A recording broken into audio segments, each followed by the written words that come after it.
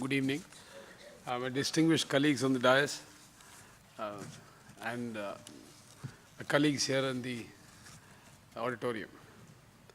Last session of the entire summit, and I know it's such a great, it's difficult to sustain interest levels and still be clued on to what we are speaking.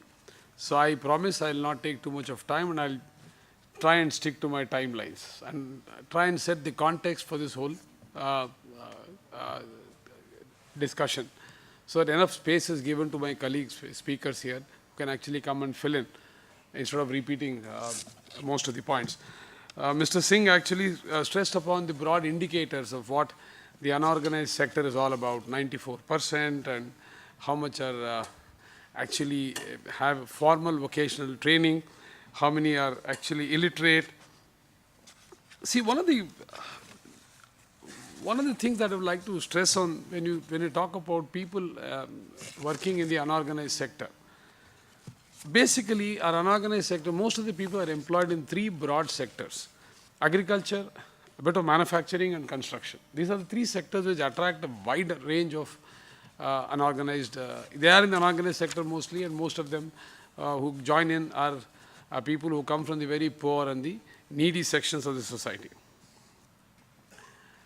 Somewhere I read saying that this whole summit is all about industry leads, and industry is what it should come forward to actually help us to mainstream such people. Mahatma Gandhi says the industry should regard themselves as trustees and servants of the poor. I think that's a very noble statement made by a father of the nation. I think that speaks a lot about how the industry can actually be a trustee and a servant of the poor.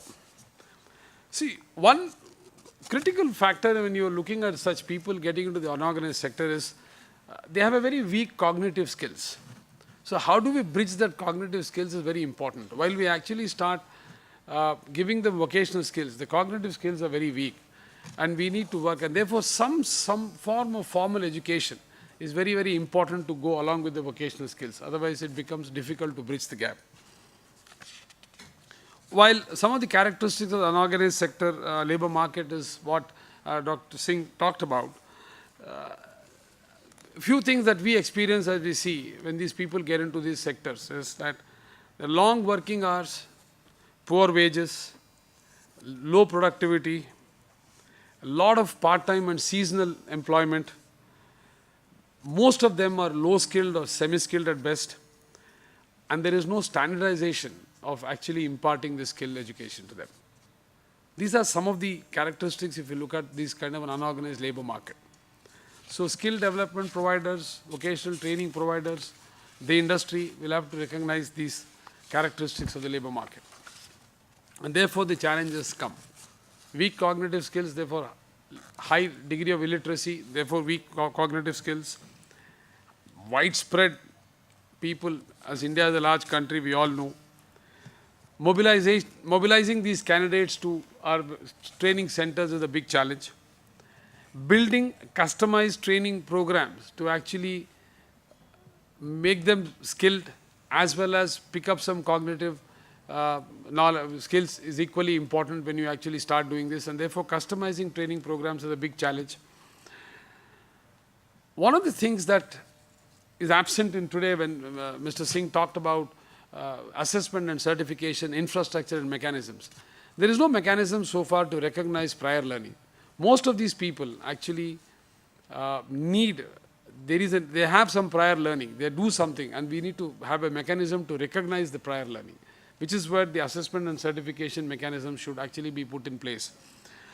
Added to that, the infrastructure for training is always falls short of what the kind of capacity that we need to build.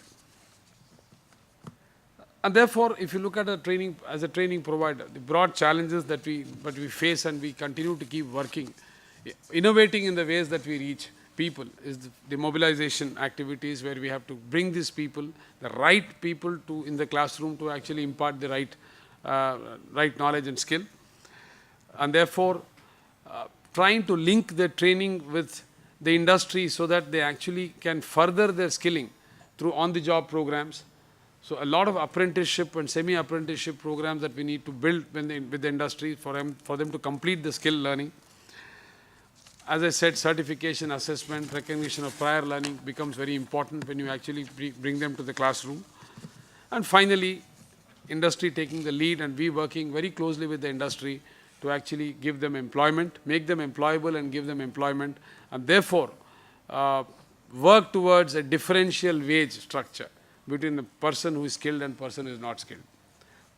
So broadly, we work in all these 4 areas as an organization. And these are the challenges which have no one solution, and it is not solvable overnight.